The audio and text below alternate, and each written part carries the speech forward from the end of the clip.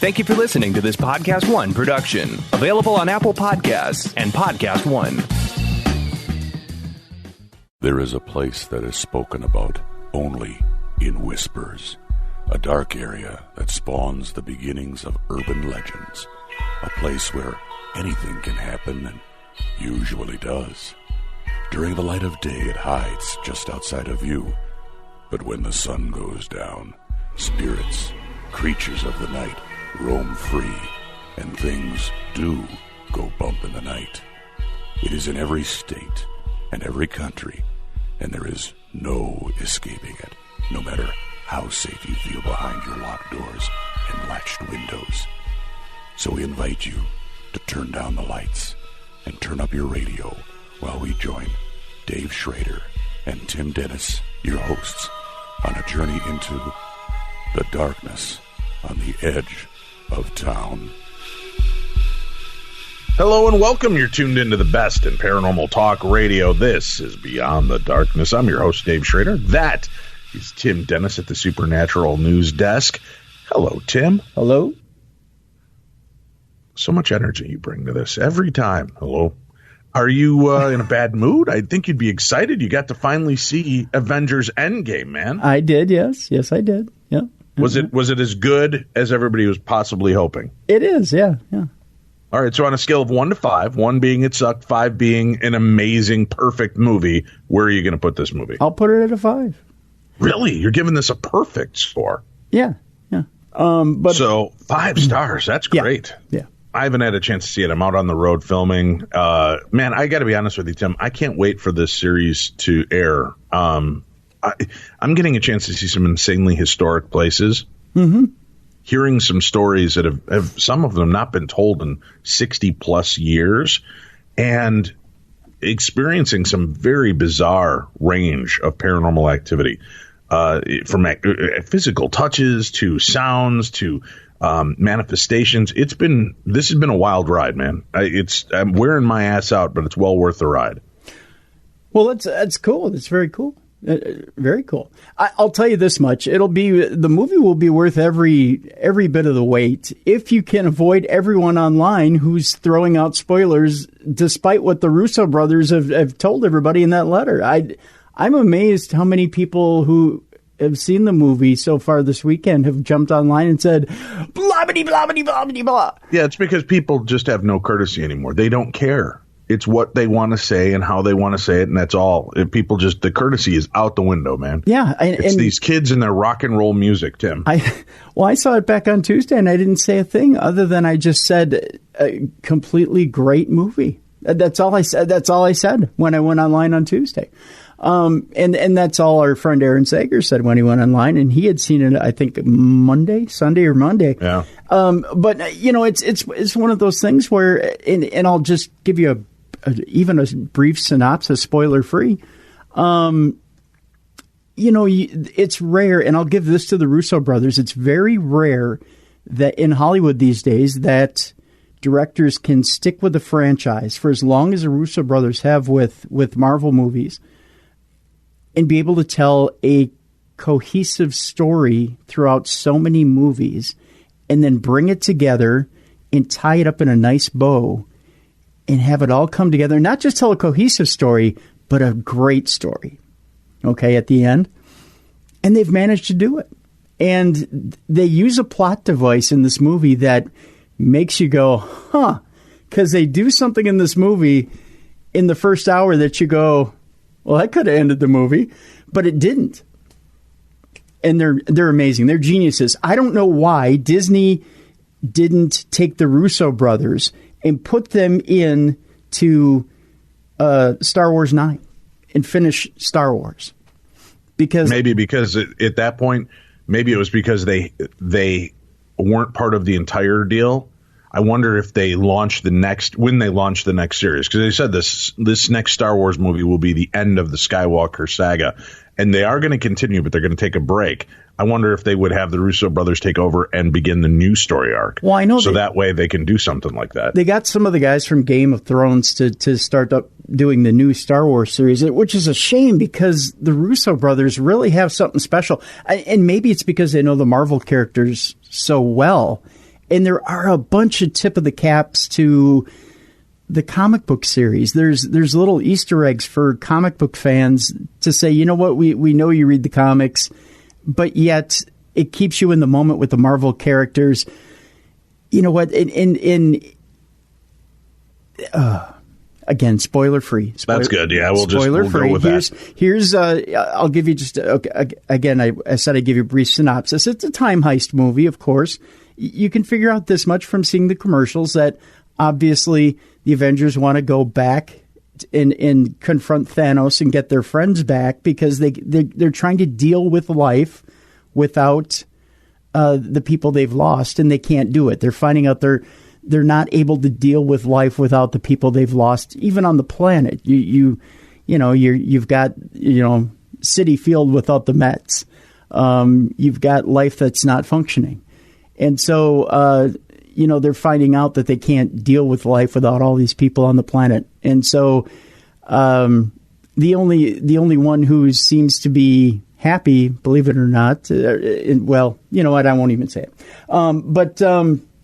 So they've decided they're going to just basically go after Thanos, who still has the Infinity Stones, take them from him, and basically make life right. And that's where we start the movie, and we're off and running.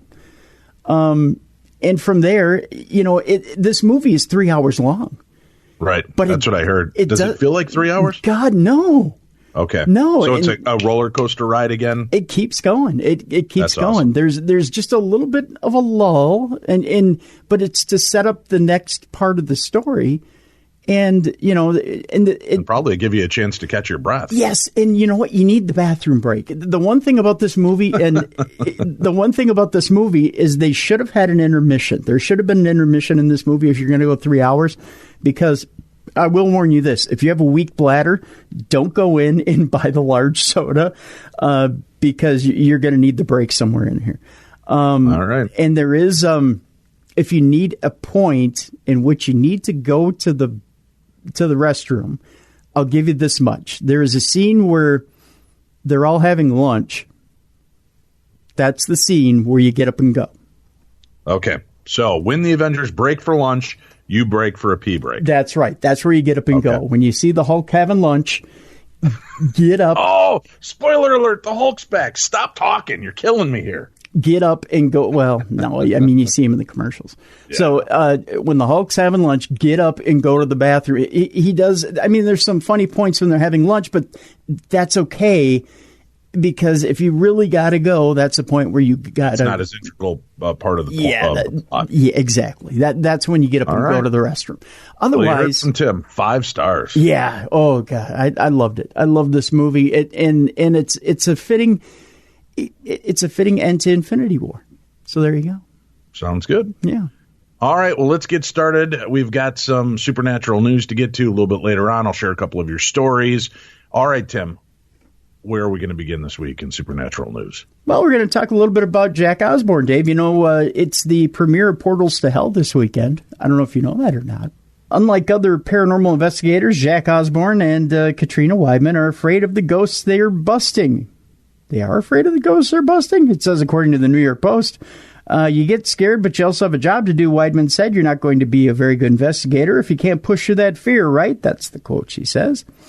Weidman, it says, who's 36, and Osbourne, yes, that Osbourne is 33, and they're pushing their heart rates up on the ghost hunting show Portals to Hell, which premiered Friday at 10 p.m. on the Travel Channel, but you can catch it, I'm sure, on repeats throughout the weekend on the Travel Channel. As Osbourne explains it, he's more of the paranormal hobbyist to Weidman's expert. If they were photographers, he tells the Post, she's a pro and I'm the guy who takes cool pictures on his phone and then posts them to Instagram. That's a good analogy. Both say their interest in the supernatural springs from early encounters with something ghostly. Weidman recalls how her sister saw her in her room upstairs while Weidman was sitting on the downstairs sofa. Osbourne remembers the time he and his sister Kelly were home alone when they heard loud footsteps coming from the top floor. The footsteps were getting so close to me and my sister that we opened the window and considered jumping out. Which makes me wonder if you're the children of the Prince of Darkness and you jump out a window, don't you fly away on bat's wings? More importantly, if you're the children of the Prince of Darkness, shouldn't you be less afraid of ghosts? I would think so, yeah. Now they travel around the country investigating haunted locales armed with gadgets that detect movement, temperature changes, and fluctuations in electromagnetic fields. But even they're skeptical. It's important to remember that it's all fringe, Weidman said. Nothing can definitely say there's a ghost next to me. Nevertheless, they contend people do have experiences that are hard to explain. If you didn't have a nose, you would have no idea what smell is, Osborne says. So what's to say that there's some energy source out there that we don't know how to detect? There you go. All right, Tim. I don't want to brag or tell you I told you so, but I'm going to brag and tell you I told you so, Tim. As a matter of fact, I hope you've got a nice little box of Twinkies stored away, because week by week, my story keeps mounting, Tim. My theory on humanity is continuing to build like Mount Everest, pushing itself up from the depths of Earth, Tim. Yeah. A strange zombie-like symptom is surfacing at London drug sites, according to officials, Tim.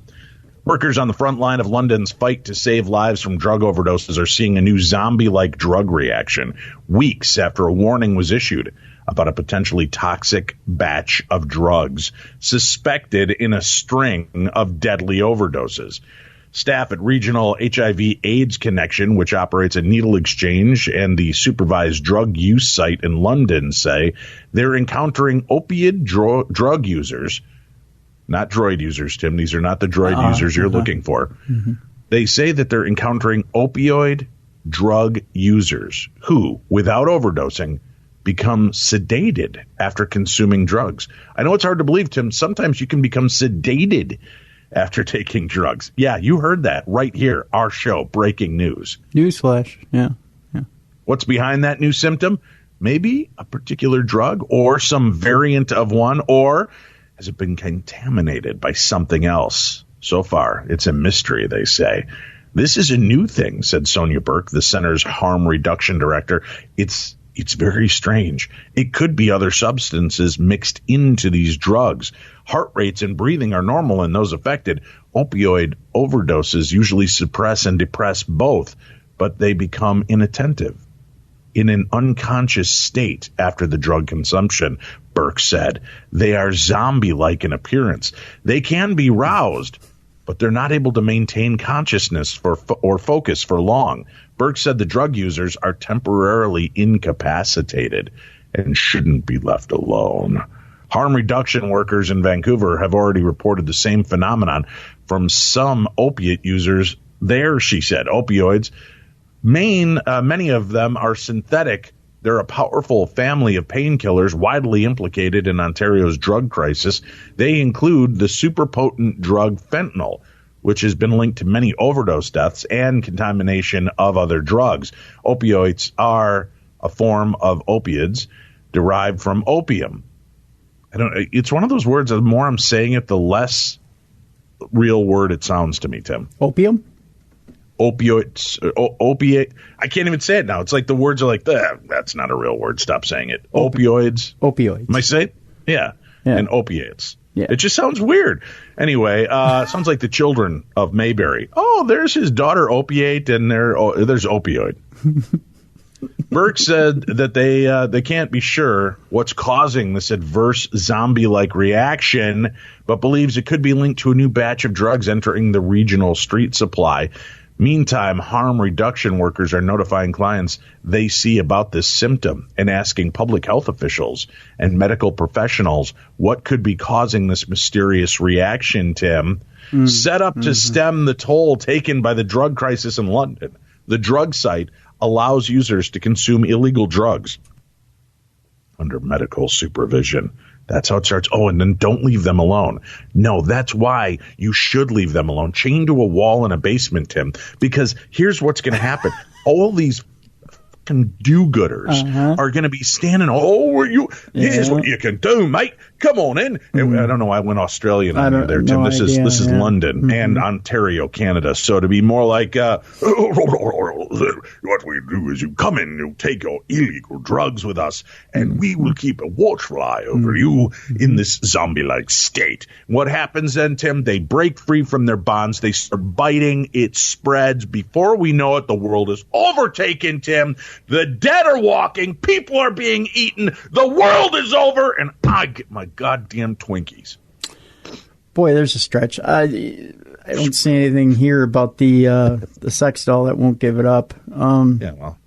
Anyway, here's what it says. The workers at the site have handled a steady number of overdose reversals in the weeks since a spike in suspected drug-related deaths, 5 in the city in just 6 days, Tim, prompted a joint appeal by police and public health officials earlier this month. I wouldn't say that we've seen a continued spike or a continued level at this level of what was communicated at the time. London police responded to 12 non-fatal overdose calls.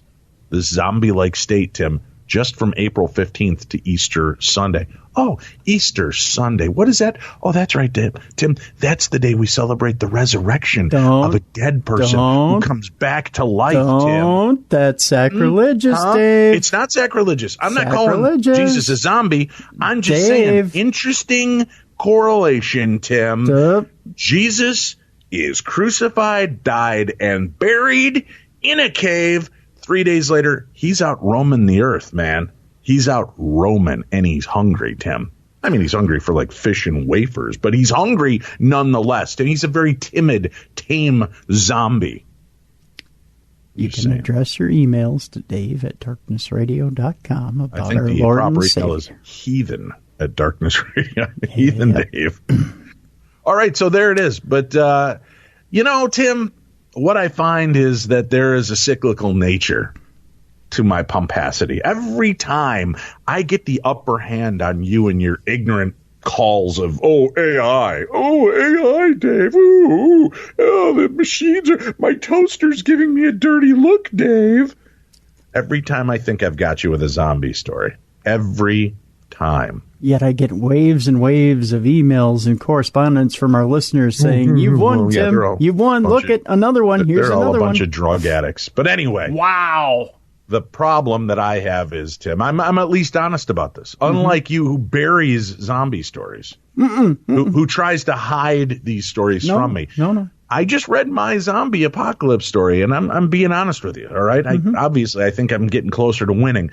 But with that said, there is a brand new article out, and the headline reads, Cornell scientists have created living machines that now eat, grow, and evolve. The field of robotics is going through a renaissance thanks to advancements in machine learning and sensor technology. Each generation of robot is engineered with greater mechanical complexity and smarter operating software than the last. But what if, instead of painstakingly designing and engineering a robot, you could just tear open a packet of primordial soup, toss it in the microwave on high for 2 minutes, and then grow your own lifelike robot? Sign me up. That's what I say. No. They'll help keep me safe from the zombie apocalypse. No. Well, if you're a Cornell research team, you'd grow a bunch and make them a race. Scientists from Cornell University have successfully constructed DNA-based machines with incredibly lifelike capabilities. These human-engineered organic machines are capable of locomotion, consuming resources for energy, growing and decaying and evolving. And Tim, what? They eventually die and may come back from the dead to eat us alive. So there you have it. AI that becomes zombie-like in nature. Not if you shoot them in the head. That sure sounds like a lot of life, but Dan Luo, professor of biological and environmental engineering in the College of Agriculture and Life Sciences at Cornell, who worked on the research, says otherwise. He told the Stanford Chronicle, we are introducing a brand new lifelike material concept powered by its very own artificial metabolism. We're not making something that's alive, and I'm using air quotes with my fingers, Tim. Air quotes or bunny ears, whichever you want to get it. Bunny ears. But we are creating materials that are much more lifelike than have ever been seen before. Just how lifelike, you ask, Tim? Well, hold on. I'm in the middle of reading the article. I'll tell you. God, you're so pushy. Sure. According to the research, they're on par with biologically complex organisms such as mold, Tim. God, that didn't make it creepy at all. Here we report a bottom-up construction of dynamic biomaterials powered by artificial metabolism, representing a combination of irreversible biosynthesis and dissipative assembly process. An emergent locomotion behavior resembling a slime mold was programmed with this material by using an abstract design model similar to mechanical systems. And the racing part is no joke. The paper goes on to state, Tim, an emergent racing behavior of two locomotive bodies was achieved by expanding the program.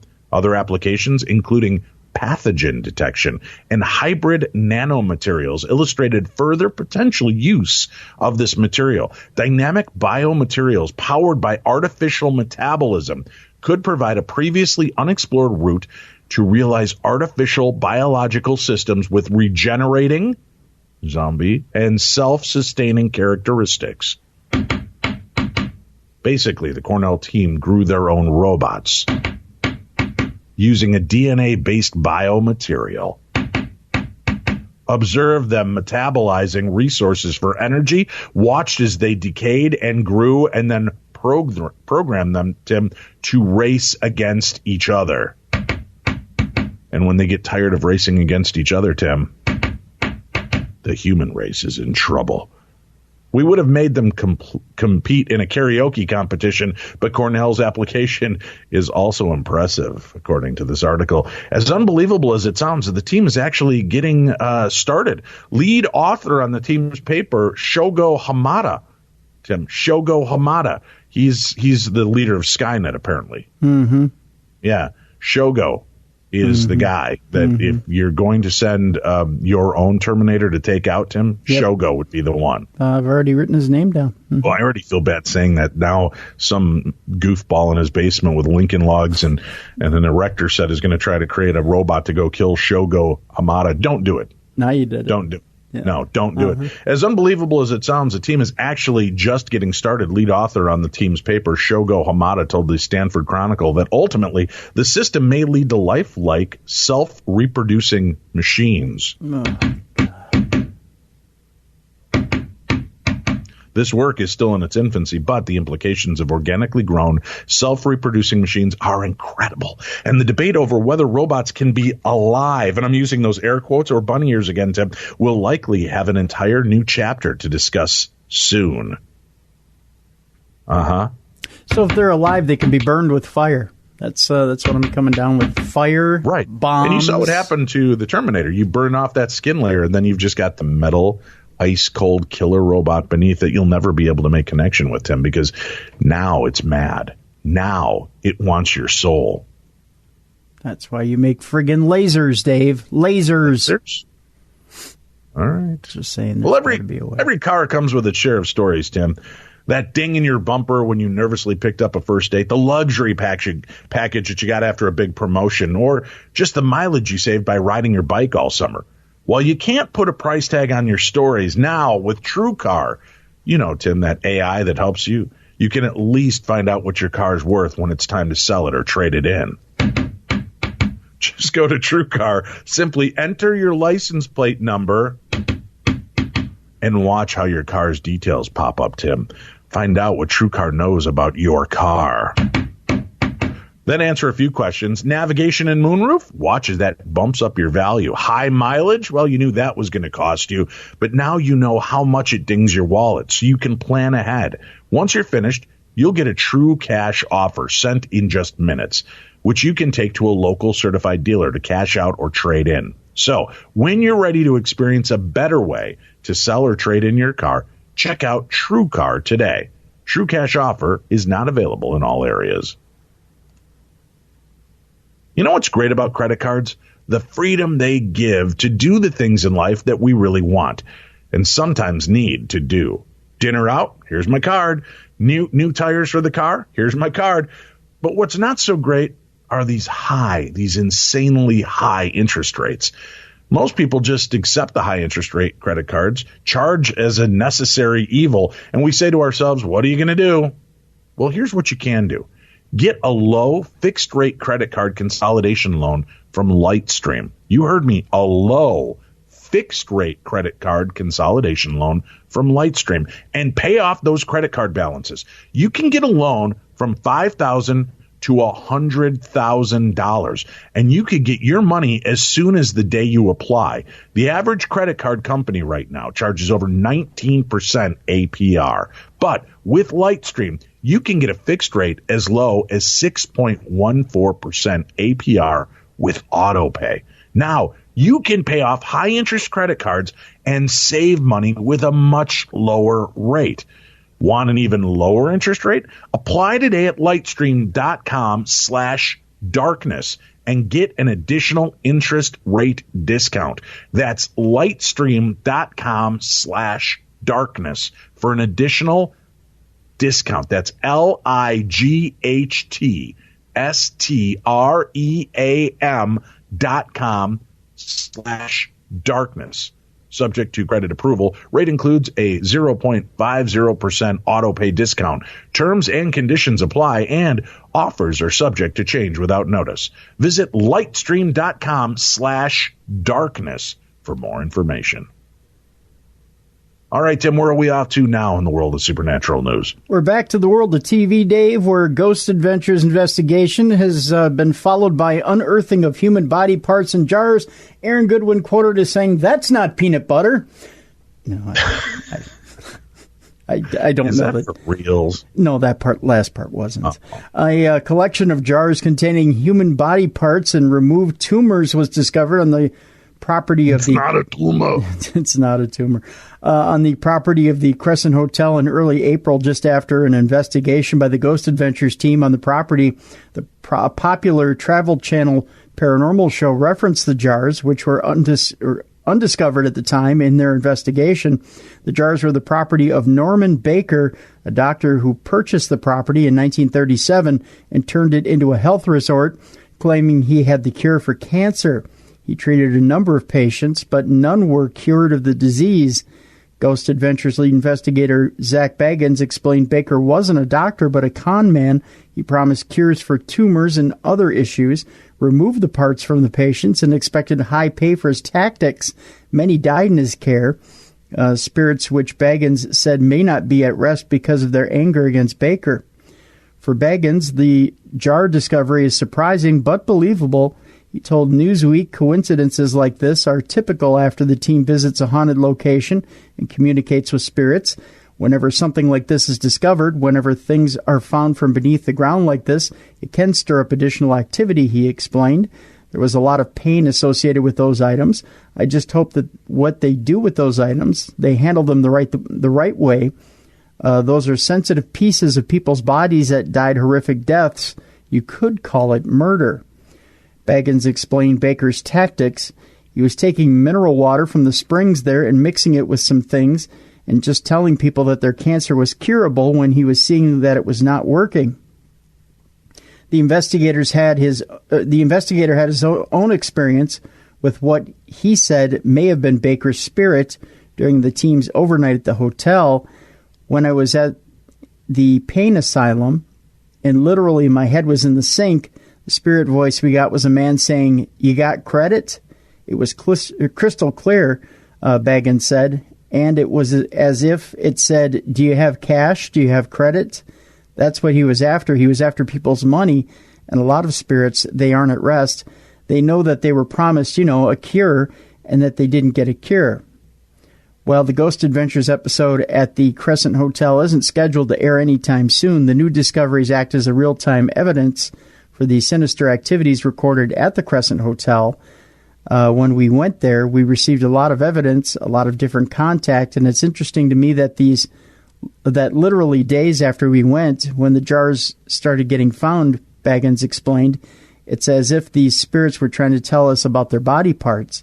I don't know, things like these haven't happened before. He went on to say, it's the world I live in.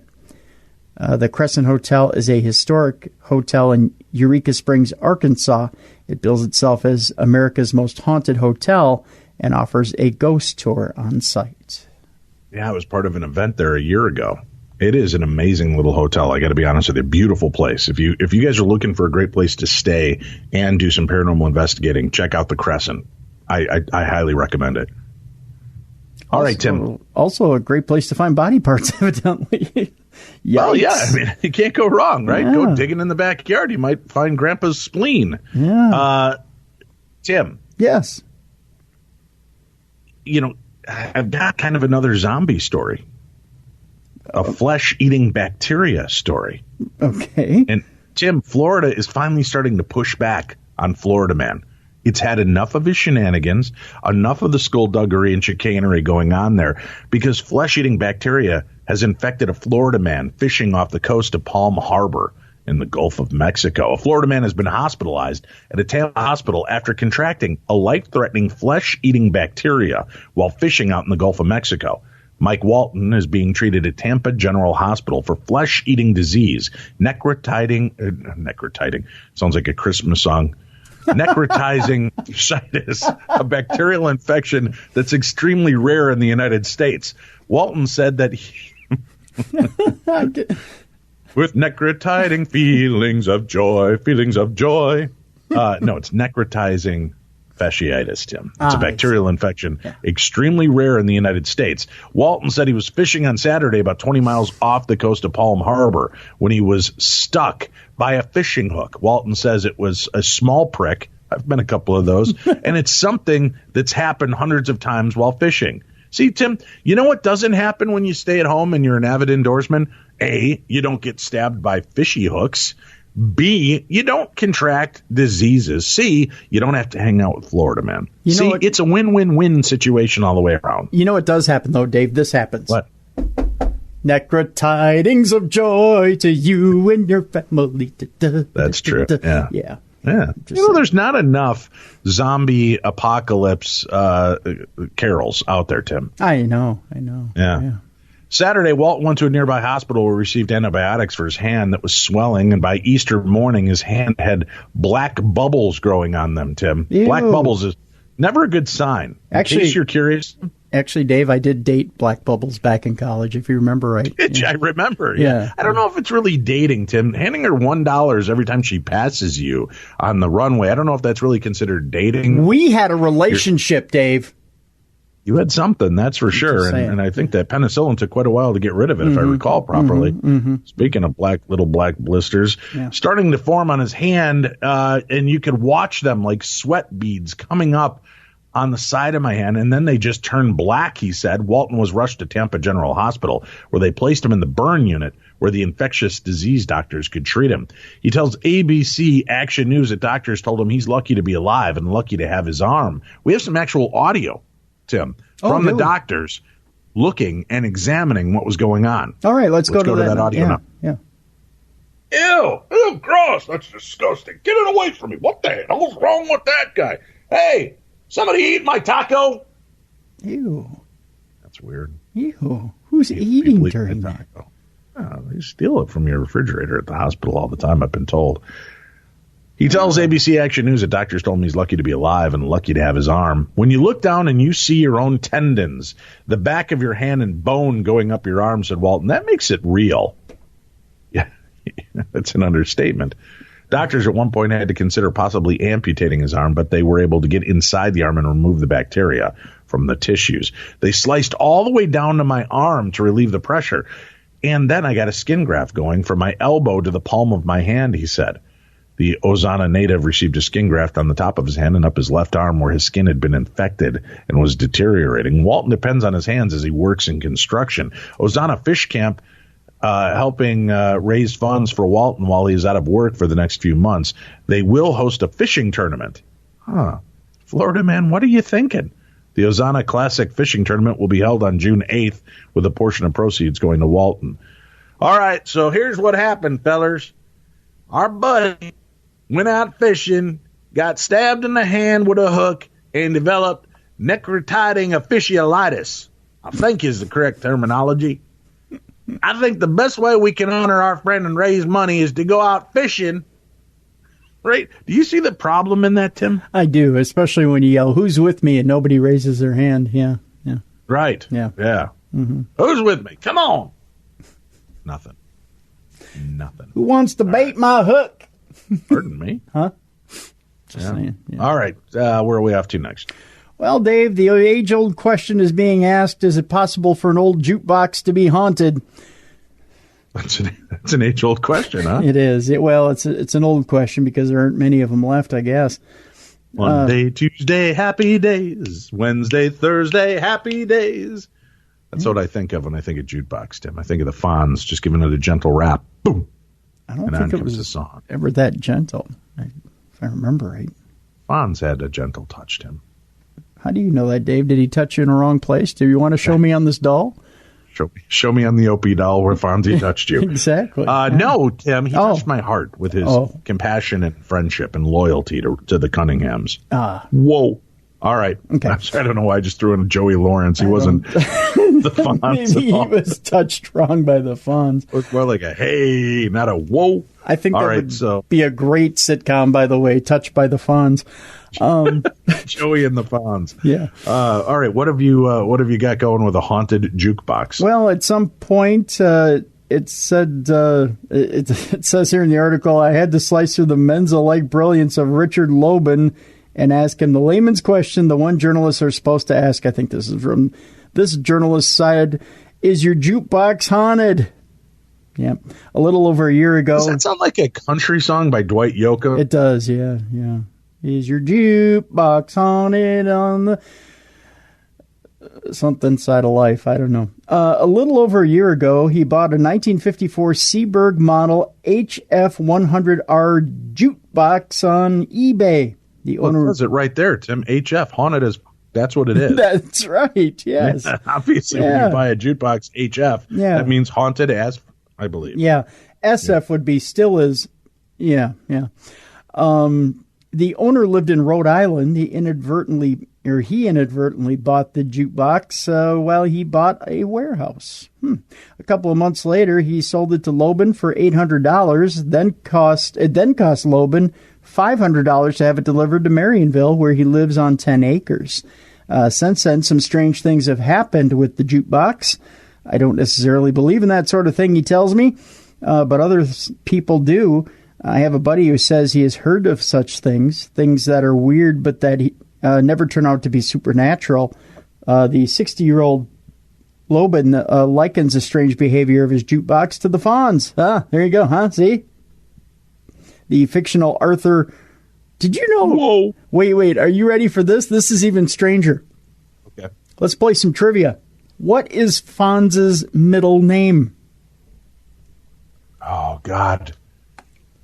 It's like something silly, like Cornelius, isn't it? It's like Arthur Cornelius Fonzarelli or something. What have you got? I'll give you 3 tries for a box of Twinkies if you can name it. All right. Do I get a hint in there at all? Yeah.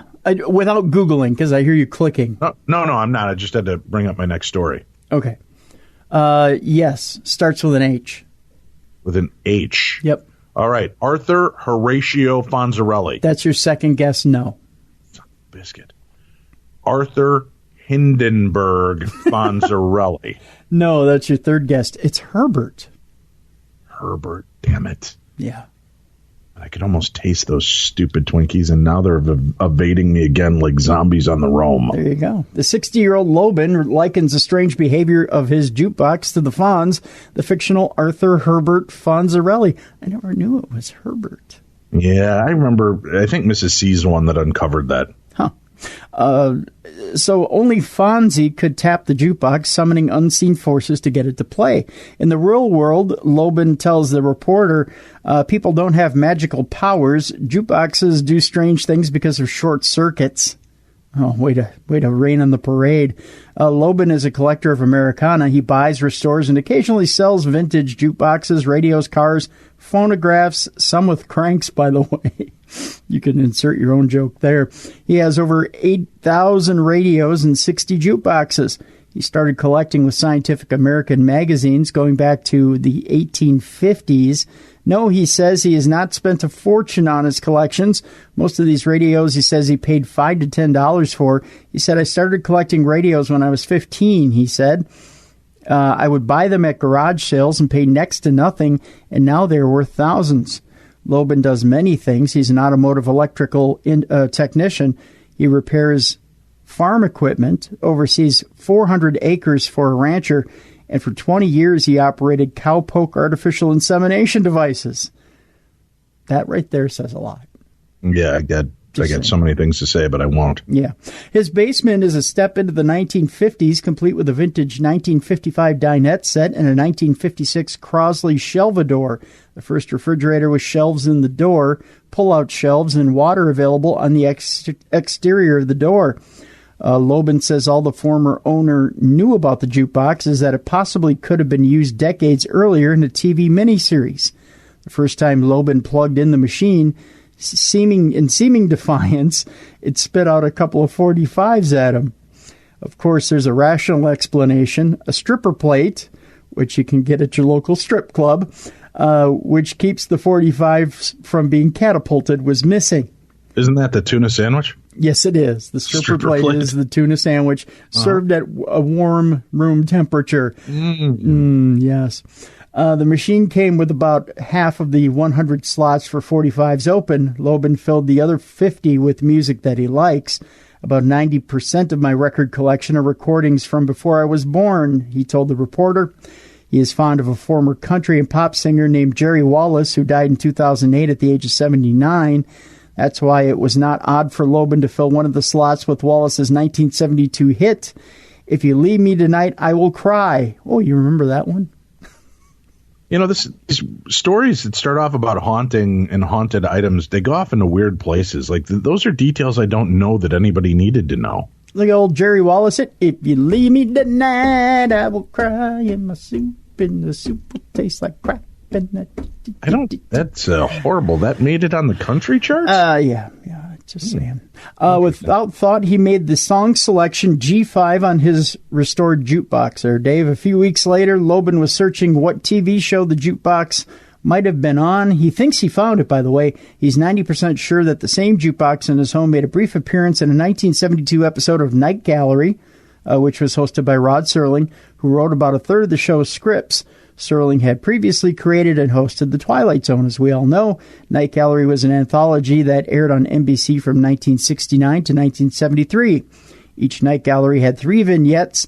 The one that features what Loban believes to be his jukebox was called The Tune and Dan's Cafe. In short, it's about a jukebox that plays only one song, a tune connected with a tragic romance. Pernell Roberts and Susan Oliver star as a couple whose marriage is failing. The reporter watched the episode, and Loban has watched it 4 times and plans to watch it again, only this time on a 70-inch screen, because he wants a good look, evidently. He wants to freeze a few frames to look in greater detail for flaws on the jukebox that would remove any doubt that it's the one that he owns. In the episode, Roberts goes to the jukebox to play a familiar song from Happier Days in the Marriage, but instead the jukebox keeps playing the same sad, foreboding song. It's not the one that Roberts selected, by the way. The song is "If You Leave Me Tonight, I Will Cry." And yes, it's one of the 50 records that Loban placed in the machine. In the TV episode, there's a close-up of Roberts picking the song he wants, but doesn't get. He presses G5. Yes, that's the slot that Loban selected for "If You Leave Me Tonight, I Will Cry." There you go. There's your chills. "I was floored when I saw that," Loban tells me. "I got shivers." In the TV episode, the jukebox starts up on its own, playing the same song over and over again, but the record skips and repeats part of the lyrics until death. In Loban's home, 5 or 6 times the machine has started on its own. After the first few times, Loban tries to diagnose the problem and nothing worked. Perhaps he thought the internal programming had been changed for the TV show, so it would start on its own and play G5. So he replaced the electronic components with new components. And still the machine turns on by itself. Sometimes it does not play anything. And sometimes it does. And when it does, it plays just 3 songs of the 100 available, and they are Mr. Blue by the Fleetwoods, which was recorded in 1959, Poison Ivy by the Coasters, also recorded in 1959, and If You Leave Me Tonight, I Will Cry, again by Jerry Wallace. How about you take that single out and see if it continues to play that song? Then I would definitely think that there's something evil attached. That's a good idea. Yeah. Loban went on to say, "I have not come up with an explanation. I will not sell the box because it is not operating correctly. It's not going anywhere." There you go. Yeah. Hey, Tim, you up for a little journey? Sure. How about if we go to Peraldo? Not Geraldo, Tim, Peraldo. Oh, Peraldo, yes. Yeah, the magical Italian village that witches call home. Piedmont might be famous for its wine, white truffles, and lavish castle, but there's far more to this idyllic region of Italy than meets the eyes. Around 80 kilometers southeast of Turin in the high Langhill Hills can be found a relatively unknown hamlet with a history and present steeped in black magic, Tim. With a population of 230 people, Peraldo is a maze of medieval alleys, abandoned stone dwellings, and chapels decorated with masks. But the most fascinating thing about this tiny village is for centuries now, it's been home to a group of shaman women believed to possess healing powers. Named Mache, the women are described as good white sorceresses, with the ability to cure illnesses, as well as conjure up bewitching culinary treats. See, I can make that sound creepy, huh? Yeah. The art of preparing homemade specialties is linked to and enhanced by their magical ability to heal all kinds of skin diseases, explains local Romano Salvetti, owner of the 100-year-old Trattoria Salvetti. The tavern, which is open all year round, was once his home. He says he watched his mother, said to be a Mache, cure people while he was growing up. Although the downstairs serves as a dining establishment, upstairs is being converted into a bed and breakfast aimed at guests keen to get full Mache experience, Tim. Nowadays, Salvetti is something of a modern-day witch hunter, although his intentions are good. He says his life's mission is to track down all surviving Mache in the High Lange and create a network between them to help preserve traditions. Kind of like a witch Facebook is what I'm picking up, Tim. Yeah. Mache book. The last well-known Mache who lived there, Teresina, died in the 1930s, but there are still many of them in Peraldo, he says. They just like to keep to themselves and don't want to spread the word. According to Salvetti, the Mache in the area were once regularly called upon to step in to help heal the sick when traditional medicine failed. They were apparently required to work shifts, with the evening bells at Peraldo's main church tolling at the end of the day of healing. The power to heal skin diseases ranging from herpes to St. Anthony's fire and psoriasis is said to be passed down across generations of women in the same family, Tim. Maybe we can send you there and they can work on that strange diaper rash you can't get rid of. Before the oldest Mache dies, she must transfer the gift of healing to her granddaughter or daughter through a simple touch. Although training is also necessary, Tim. Because once you've been touched, you need training to deal with it. This invariably means that females hold much of the power here. If the dying Mache has no next of kin who is female, or none are around when death comes, she must touch and pass her ability on to an inanimate or animate object, be it a cat or a broomstick. It doesn't matter, said Salvetti. If she fails to do so, the healing power dies with her. Local Anna Rossi, 30, is currently being taught Mache skills by her grandma, but says it's been a lengthy challenge. I'm trying to learn the tricks of the trade from my granny before she dies, says Rossi, but it will take years. I can't yet feel the electric current sensation running through my hands. She, Anna's grandmother, says, I will know how to master the Mache art when I reach 40 and become a mature woman.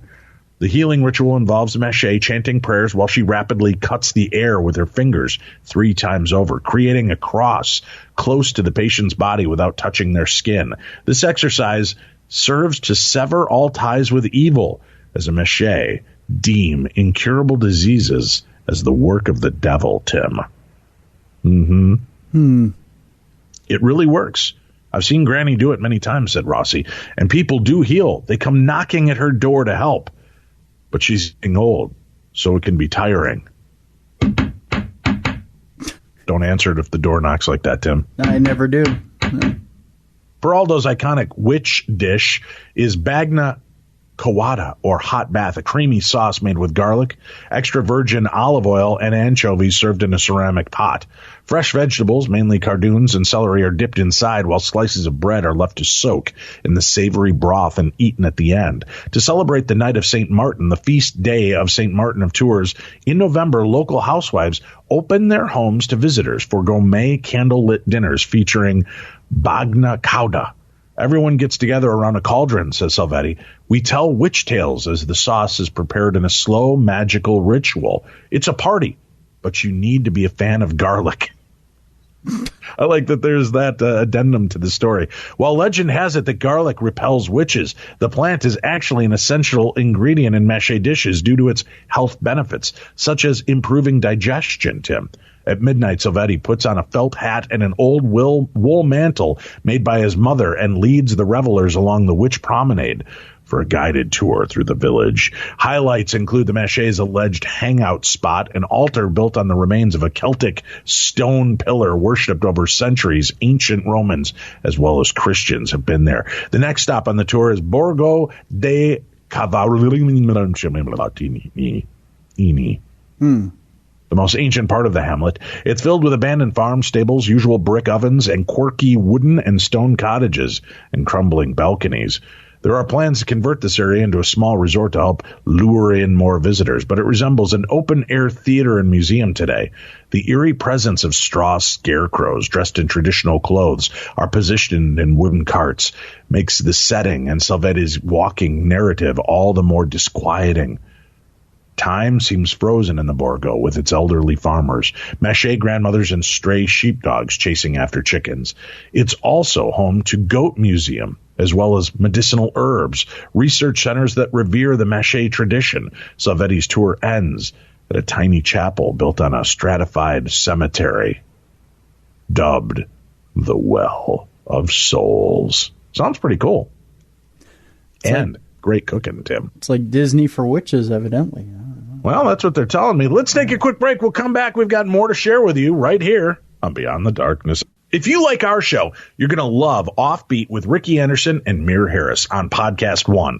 Join the head of A&R for the Kanye West-founded label, Good Music, and the music executive turned activist as they sit down for strange stories and offbeat conversations with some of the biggest names in music, comedy, entertainment, and more. Download new episodes of Offbeat with Ricky Anderson and Mir Harris every week on Apple Podcasts and Podcast One.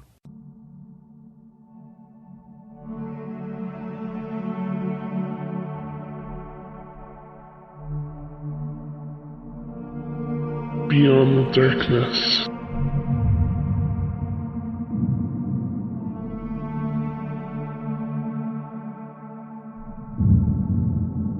Hey, we want to hear from you. If you want to be a part of the program, we want you to call in and share your paranormal experiences. Do it through our Voices from Beyond voicemail, 651-300-4977, 651-300-4977. It's free to do. You can leave up to a 3-minute message. If your story's longer, just call back, pick up where you left off, and continue telling your story. We want to hear scary stories, weird stories, bizarre stories, unusual stories, happy stories, loving stories, funny stories, maybe even a heartwarming story, just like this one from our caller, Grace. Hey, Dave. Hey, Tim. It's Grace calling from Toronto, Ontario, Canada. I just want to share a story with you. Actually, did not happen to me directly, but it happened to my mother, and she gave me permission to share with you guys. So this past January, my mother celebrated a milestone birthday. And she was feeling happy, but kind of sad that, she's, I guess, typical, you hit a milestone and you feel a little bit depressed. And she was going through her bills. So that morning of her birthday, rather, she was going through her bills in the kitchen, and she noticed that she saw something sticking up between the counter and the cabinet of her kitchen. So my mom thought it was odd. She's like, okay, I just finished cleaning around there the night before, so she had to grab pliers to pry whatever this little piece of paper was sticking up, and she pulled it out, and to her astonishment, she was just flabbergasted that she found a card that was written to her by her best friend who passed away almost 20 years ago.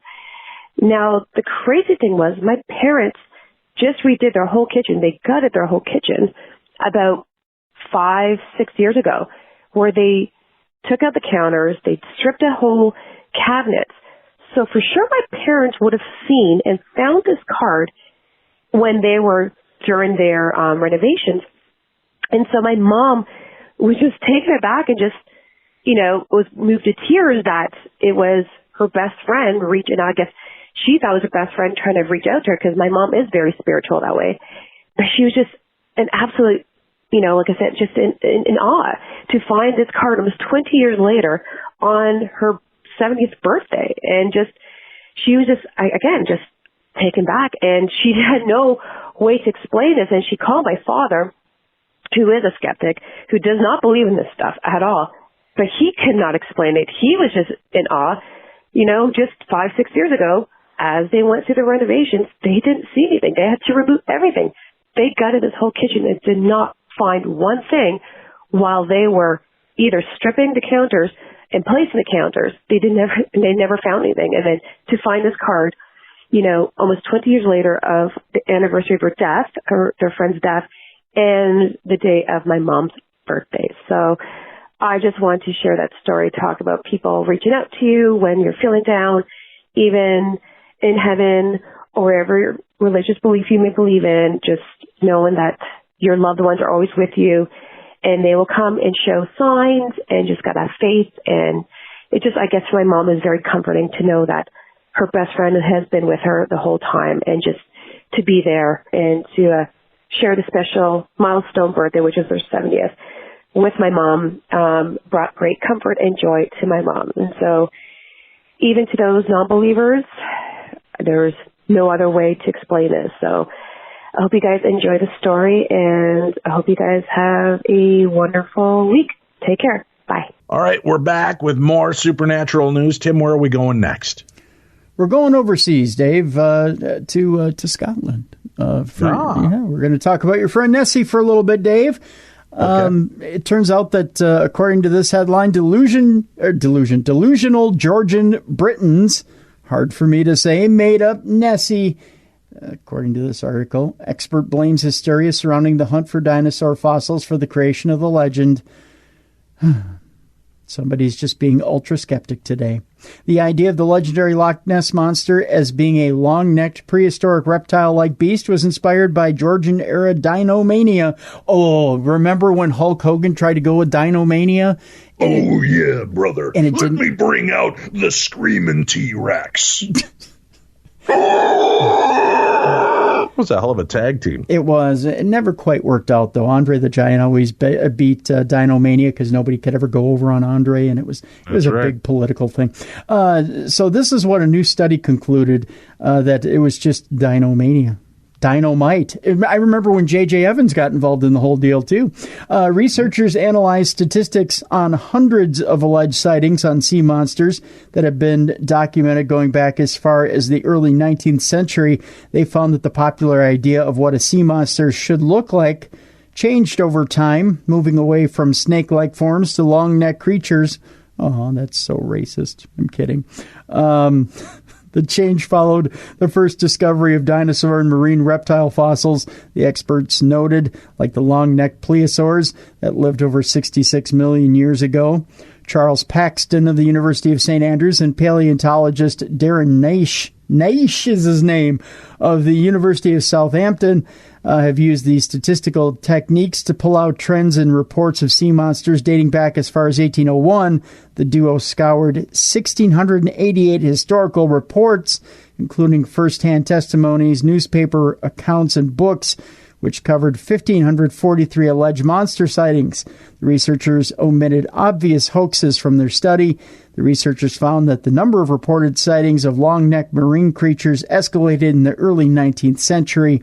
This followed the discoveries of the first known dinosaurs by noted paleontologists such as Richard Owen and their display in museums across Britain. While alleged sightings of sea creatures have a long history, around 1800, only 10% of all recorded cases describe monsters with long necks like plesiosaurs, the researchers found. However, numbers had reached almost 50% of all reports by the 1930s, the time that Mr. and Mrs. Spicer claimed to have seen their so-called monster. As accounts of long-necked creatures rose, the reports of more traditional sea serpent monsters correspondingly fell. However, the researchers did not detect a change in the proportion of alleged mosasaur-like sea monster sightings. Mm-hmm. Yep. The discovery of long-necked marine reptile fossils in the 19th century does appear to have had an influence on what people believe they spotted in the water, Dr. Paxton told The Telegraph. Based on their findings, the researchers suggest that dinomania had so captured the public's imagination that a form of collective illusion was formed. As a result, any unexplained shape seen moving around in the water was attributed to dinosaurs, they suggest. The problem is an interesting fusion of history and paleontology, which shows that statistics can be used rigorously test all sorts of strange hypotheses if the data is handled in the right way, according to Dr. Paxton.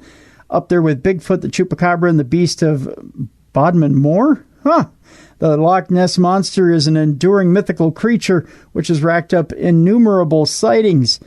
Cryptozoologists have suggested that the ever-elusive Nessie could be a plesiosaur, a type of ancient marine reptile whose first complete skeleton was unearthed in 1823 by the notable fossil hunter Mary Annig. The monster allegedly survived the asteroid impact that killed the dinosaurs, pseudoscientists have claimed, by sheltering in the depths of Loch Ness. Peak Nessie fever, which I believe, Dave, you had once but got rid of with some aspirin, which saw claims of sightings from across the entire globe, was reached around 1933. Widespread interest in the Scottish folklore followed a widely circulated account of a Nessie sighting on July 22nd, 1933. Londoners George Spicer and his wife had been driving around the loch when they claimed to have observed a most extraordinary form of animal crossing the road just to get to the other side, leaving a trail of broken undergrowth in its wake. The monster, they said, was 25 feet long with a long, narrow neck and no visible limbs. There you go. Also, Dave, there's a second story, a second Loch Ness Monster story, if you will. A sighting of Loch Ness Monster in the Bristol Channel off, is it Clevedon? I don't want these people emailing me anymore, Dave. I can't take it. Sparks debate for a while. It's not quite the dark depths of this famous Scottish loch, but the muddy and tidal Bristol Channel off the coast of, I believe it's Cleveland. Well, we'll say it's Cleveland, Dave. Cleveland, Ohio was the scene of a sighting of what one eyewitness described as a creature looking like the Loch Ness Monster. On Thursday of last week, Jackie Shepard told how she, her husband, and the people she didn't know sitting at the next table in the Little Harp pub were gazing out into the Bristol Channel when they all spotted something rather odd. She said what they all saw could only be described as something looking like a Loch Ness Monster motoring along the sea from the direction of the pier towards a marine lake. The Little Harp Pub is on Elton Road in Clevedon, with a great view across the Bristol Channel to South Wales. The pub is named after the little bay below it, and what the diners and the restaurant saw would have been traveling south out of the Severn estuary towards the Atlantic. Later in the weekend, Mrs. Shepard posted an account of her sighting in the Hello Clevedon Facebook group, asking the public if anyone had seen it and if anyone had any idea of what it might have been. She also said she hoped the people at the next table were in the group and could back up her account. I'm sure I will get some strange comments on this, but it's been on my mind, so here goes, she began. I don't live there, but I love it and visit family there frequently. She went on to say, on Thursday evening, looking out from the Harp, we saw what can only be described as something looking like a Loch Ness Monster motoring along the sea from the direction of the pier towards a marine lake. The table next to us saw it too. I hope they are on here and can back me up. And we're also trying to work it out. It was dusk and too far out to try and catch on camera. Any ideas, anyone? Polite ones only, please, she added. Many people suggested a variety of rational explanations from the sighting, from whales and dolphins to the idea that it could be the carcass of a dead cow washed down from the Severn from Gloucestershire. Others suggested it was a boat or a submarine. Mrs. Shepard discounted these, saying it certainly looked like Nessie, perfectly shaped. In other replies, she said it was too far big to be a dolphin and had a strange shape like a serpent. She confirmed she was perfectly sober at the time, but she was the designated driver and was only on the soda and the lime, as she put it. The answer eventually, I love that. I'm saying that from now on, I'm the designated driver. No, thank you. I'm on the soda and the lime. The answer eventually came from someone else in Clevedon who said they saw it and kept it in view long enough to get some binoculars on it. Allie Robertson put Clevedon's collective mind at rest by confirming she'd positively identified it. She said it was a large piece of wood. Wink, wink, nudge, nudge. Say no more. She assured the town. We saw it go up and down the estuary with the tide. It was large enough for some gulls to take up residence. We looked through the binoculars. I would have preferred the Loch Ness Monster on vacation, but hey ho, she added. There you go. Hey ho, hey. Is that how she added it? Yeah. Did you maybe put the wrong inflection on the wrong syllables? It just said hey ho. I think she was actually calling her a name. Yeah. Hey, Tim. Yeah. The U.S. Navy is drafting new guidelines for reporting UFOs. Uh-oh. Yeah, the service says it also provided a series of briefings by senior naval intelligence officials, as well as aviators who reported hazards to aviation safety. The U.S. Navy is drafting new guidelines for pilots and other personnel to report encounters with unidentified aircraft, a significant new step in creating a formal process to collect and analyze the unexplained sightings and destigmatize them. The previously unreported report is in a response to a series of sightings of unknown, highly advanced aircraft intruding on Navy strike groups and other sensitive military formations and facilities, the service says. There have been a number of reports of unauthorized and or unidentified aircraft entering various military-controlled ranges and designated airspace in recent years. The Navy said in a statement in response to questions from Politico, for safety and security concerns, the Navy and the U.S. Air Force take these reports very seriously and investigates each and every report.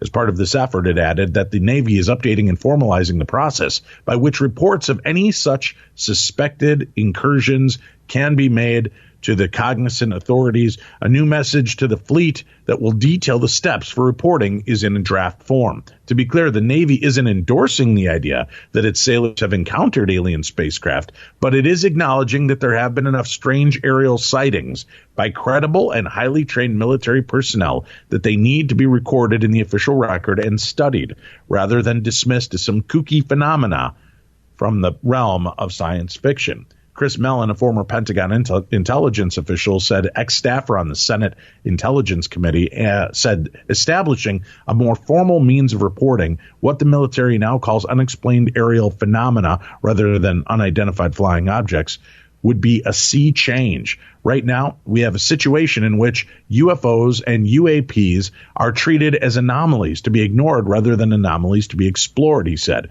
We have systems that exclude that information and dump it. For example, Mellon said in a lot of cases, military personnel don't know what to do with that information, like satellite data or a radar that sees something going Mach 3. They just dump the data because it's not traditional aircraft or a missile.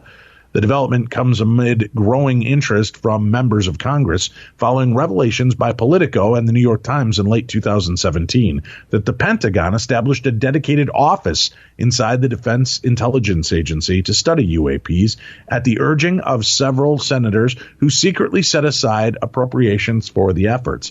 The office spent around $25 million conducting a series of technical studies and evaluating numerous unexplained incursions, including one that lasted several days involving the USS Nimitz carrier strike group back in 2004. In that case, Navy fighter jets were outmaneuvered by unidentified aircraft that flew in ways that appeared to defy the laws of known physics.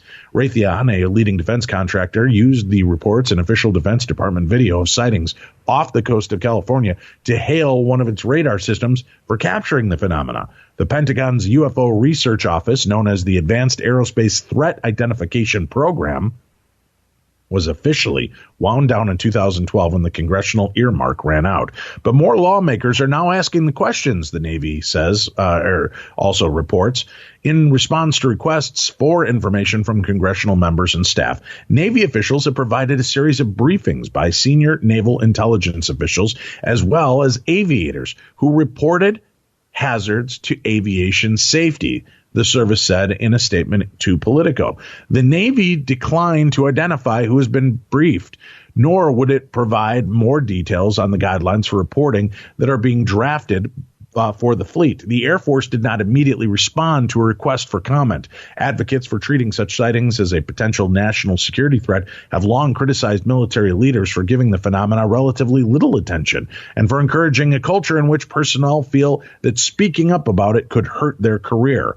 Luis Elizondo, the former Pentagon official who ran the so-called AATIP office, complained that after he retired from government service that the Pentagon's approach to these unidentified aircraft has been far too blasé. If you're in a busy airport and see something, you're supposed to say something, Elizondo said. With our own military members, it's kind of the opposite. If you do see something, don't say something. He added that because these mysterious aircraft don't have a tail number or a flag, in some cases not even a tail, it's just crickets. What happens in 5 years if it turns out these are extremely advanced Russian aircraft?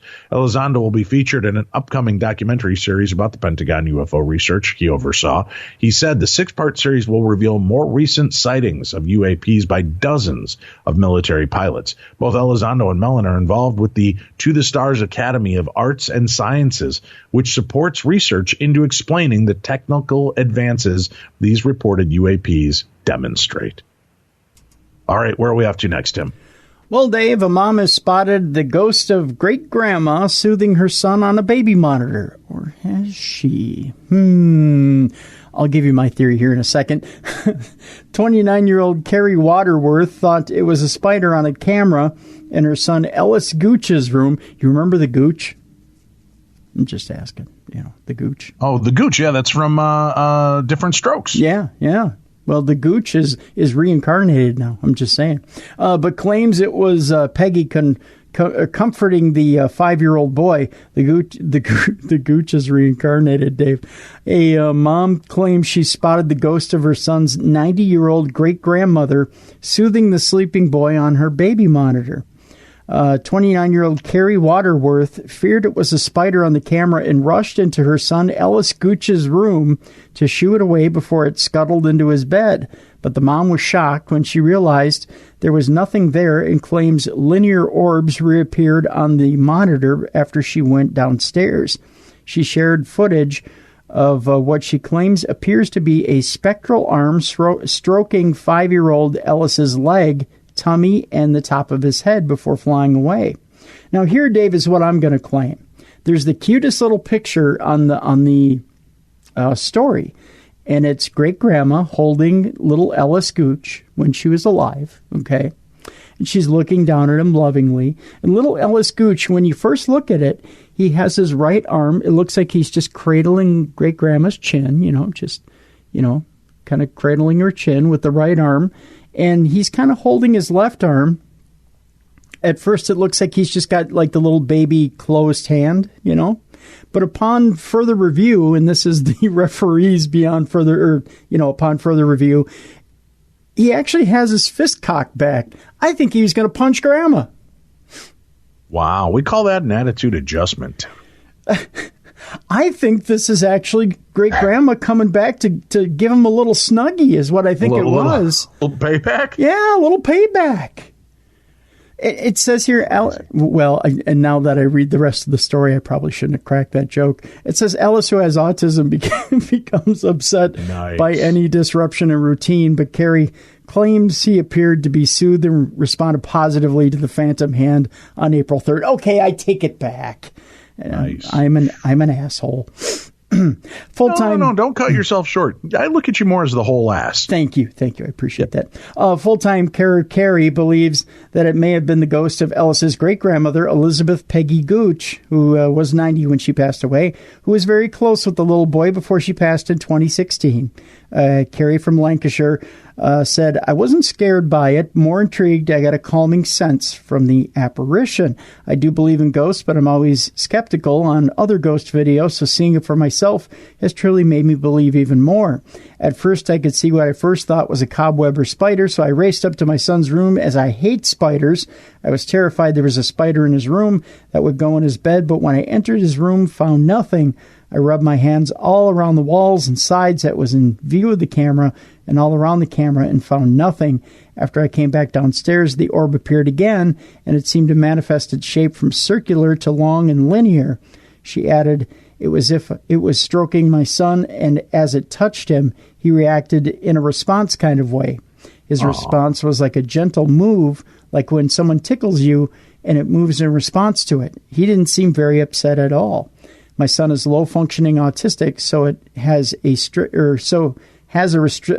routine which he follows. Any change in it can cause upset, and he rarely sleeps for long periods of time in one go. He woke up about half an hour after I saw the orb on his baby monitor. Then that has never happened before. My son's great Nana Peggy passed away, and we feel it was her coming to comfort my son. She truly loved him. Alice has disabilities, and she always worried about him, so it makes sense to me that she would comfort him. So there you go.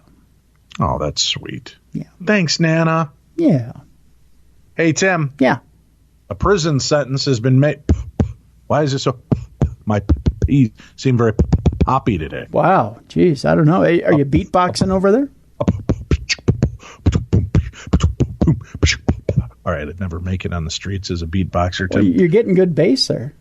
I know that. Prison sentence for a man who shot at fireflies he thought were alien lasers has finally come, Tim. We're going to go to Lamar Township, Pennsylvania. You'd have thought that this sounded like it was ripped right out of the headlines of a Floridian newspaper, Tim. Oh, sure. But alas, it's Pennsylvania. The man from Clinton County who fired shots at what he thought were alien lasers is heading to prison. Troopers say Jesse Shields of Mill Hall was high on bath salts last June when he fired a handgun into the sky near Mill Hall. Of course. The lasers he thought he was shooting at, Tim? Mm-hmm. Fireflies. Uh-huh. Fearing that they were being chased, Shields and a woman, Catherine McCloskey, ran to a nearby home where the homeowner got the gun from them and called 911. Shields then allegedly asked the homeowner if he could take a shower to get the goo off him that was burning his skin. Shields was sentenced on Monday to 3 to 6 years in prison after pleading guilty last month to criminal trespass and firearms without a license. McCloskey pleaded guilty in November to DUI, operating a vehicle while under the influence of a controlled substance, and disorderly conduct. She was sentenced to 6 days to 6 months in jail. What about the senseless murder and death of those fireflies? Who's representing them? I'll tell you who, Tim. Who? Or Dave, whoever you are. Whoever I am. It's a drag getting old, man. Senility's bad when I start thinking you're me, Tim. Well, who would represent him, Dave? Somebody I would hope who would be in his right mind enough to remember his name. Who would that be? It would be Dave Schrader, defense attorney at law. Because I bring the swift justice, Tim. I see. So, if you're a firefly who was affected by this brutal murder, then please contact Dave at 1-800-I-CARE. That's EYEKARE. I care. Call now, and I'll take your case. How do they call that number? I don't know what it is. Probably somebody like an optical department, if I'm a betting man. I'm going to ask some obvious questions here. One. Not you. What? One. Yeah. One. How do they pay their bill? Tim. I take mayo. Mm-hmm. I take chickens. Okay. Firstborn. Okay. Green stamps. Okay. Is that even a thing anymore? Do green stamps still exist? No, they don't. What a shame. Shame. Two. How do they dial the phone? Ooh. Yeah. Too many questions. Where are we off to next in the world of supernatural news, Timothy? All right, Dave. Well, I know we're heating up towards. I know. Evidently, I did something wrong. We're heating up towards the presidential elections, Dave. And as most people who follow politics know, there are only 873 candidates for the Democratic side of the presidential election. But one candidate, Dave, is separating himself from the pack for all of you paranormal fans. One candidate out there has taken a stand above all other candidates when it comes to alien invasions. And you folks you can stand behind him. I mean, literally, when the aliens come to invade us, you can stand behind him. Representative Seth Moulton says he would use diplomacy to fight off an alien invasion as president. And by gosh, you can count on Seth Moulton, your representative. A newly announced 2020 presidential candidate and House Democrat said Monday if he were president during an alien invasion, he would start with diplomacy, Dave. He would just talk to the little buggers about giving the extraterrestrial, those visitors, a classic American meal like a beer and a burger. Oh, boy. Now I could go for a beer and a burger. Thanks for putting that in my mind. I'm sorry. We're going to get killed. This guy's never seen Independence Day. He said, I would not build a wall between here and Mars. First of all, I would, and I'd make the damn Martians pay for it, Tim. Yeah. That's what happens when I become president. I'm voting for you. Mm-hmm. Moulton, who bears Twinkies in every pot and a wall to the Mars, Tim, to the Mars. Wouldn't Twinkies melt in a pot? You know, if you're just going to talk down everything, I don't need you as my running mate, Tim. Well, no, I'm with you. I mean, I'm with you, brother. I'll tell you. Because I believe in that wall between here and Mars. I'm with you. You should. Yeah. I would not build a wall between here and Mars, Moulton says, who bears resemblance to the president in Independence Day. It's probably, he's probably going to... Yeah, he's probably going to die like Bill Paxton, too. Answered when asked about what his first steps would be during an invasion on BuzzFeed's AM to DM. Why anybody would ask that question, I have no idea. I would not do that. No, you got to start, and this is serious, guys, he said. You got to start with diplomacy. You always have to start with diplomacy, he went on to say. He cited General James Mattis, who was his division commander when Moulton served in the Marines, and he said, look, if you cut the State Department budget, then you have to buy me more bullets. Ooh, he's going to shoot them buggers. Yeah. Attempting a joke, he said, if the meeting goes well, then that's all good. If the meeting starts to not go so well, then, by the way, that burger that's the last aliens who visited. I don't get what that means. That makes no sense. I don't know. What's drugged? Are they high on bath salts, shooting at alien lasers in their backyard? Maybe he drugged the burger. I don't know. Moulton, Moulton was also asked about. Let me reread this line because it's attempting a joke. He said, "If the meeting goes well, then that's all good. If the meeting starts to not go so well, then by the way, that burger that's the last aliens who visited." Oh, what he's saying is, hey, if this goes well, great. If not, those burgers you're eating, those are the last aliens that visited. See, so he's kind of putting out a threat that will eat you. Why, Tim? Because we're zombies. We're a zombie nation willing to eat aliens. I think that's more proof. Hand over my Twinkies. But President guy who's about to get killed, Seth Moulton, they have lasers. Yeah. The story is kind of going off the rails. He cited General James Mattis, who was his division. No way, I wrote that. Moulton, who was also asked about Senator Elizabeth Warren's proposal to eliminate student debt for millions of Americans, which she announced Monday morning. I think it's a wonderful goal. Blah, blah, blah, blah. He bashed by jumping in the race. Let me get to, is there a point here where he gets back to aliens? He doesn't. No, that was it. That was it. All right. Yeah, that was it. Huh. Well, since we're talking politics, Tim. Yeah. Since we're talking about the world of politics, if you will, and we're talking politics and the rights of people and what they should and shouldn't know, Tim, it begs the question. Near the Canadian border, there is that isolated state. It's probably one of the smallest states in the Union, if I remember my geology right. It's a little place we like to call Texas, Tim. Oh, yeah, it's very tiny. And the question's being begged, do Texans have a right to know if their house is haunted before buying it?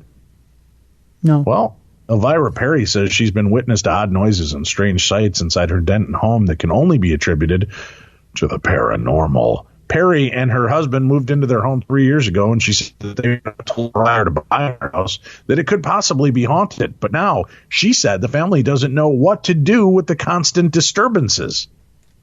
We hear a bunch of moving of heavy bodies on the ceiling or knocking like someone is trying to get your attention. She said, we lose a lot of things. We hear voices, women's voices.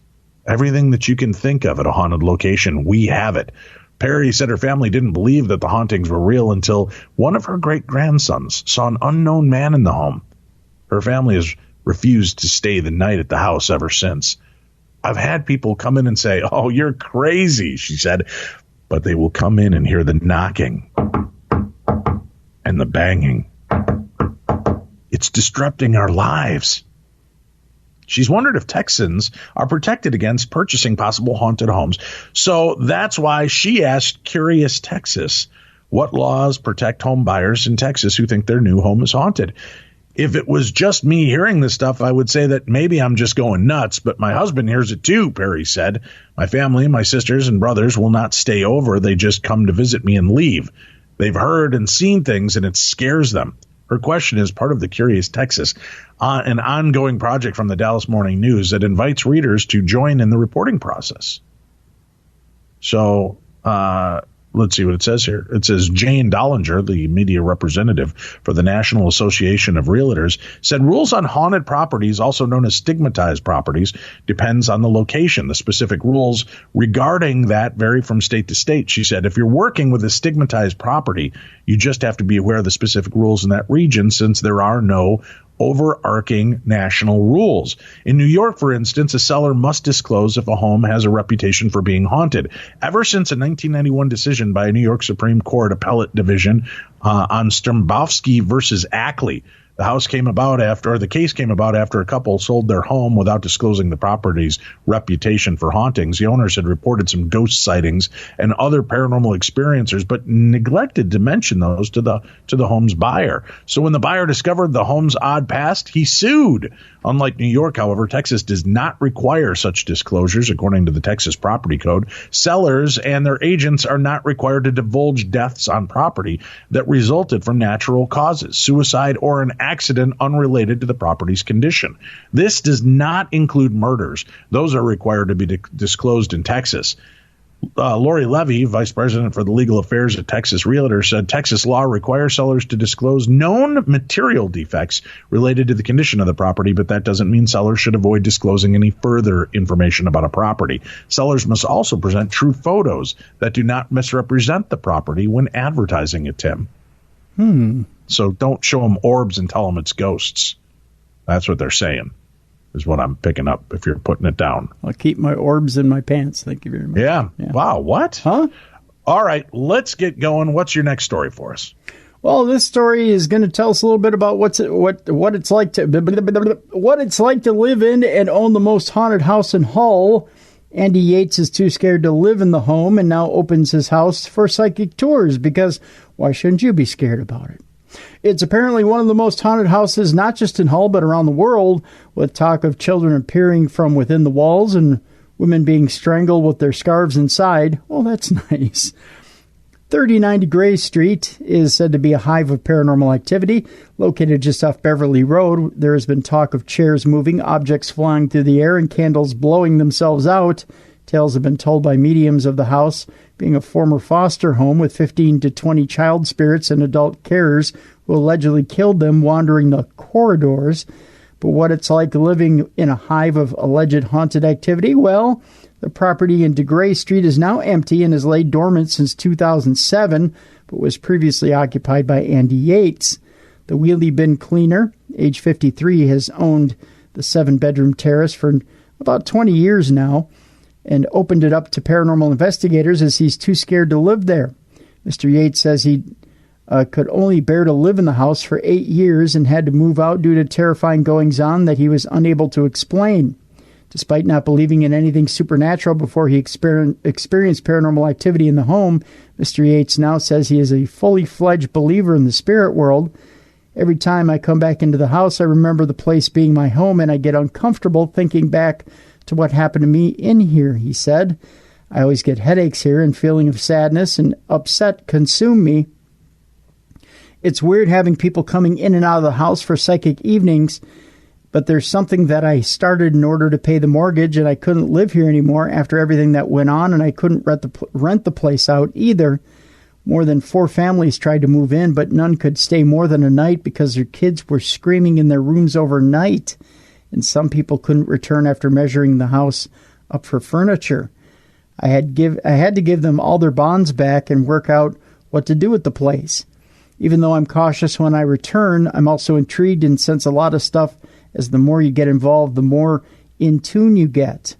I've gone from being the biggest ghost skeptic to being one of the biggest believers. I used to laugh in the pub when people talked about seeing ghosts, and now people laugh at me, but until you experience something, you have no reason to believe it exists.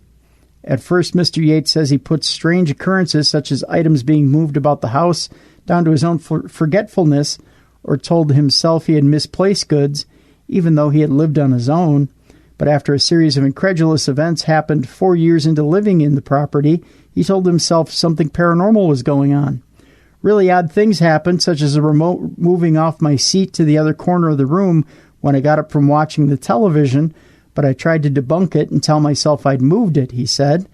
Pictures used to be right angles, and I'm quite OCD, so I would move them back into place, but then the next day they'd be skewed off again and like they'd been pushed.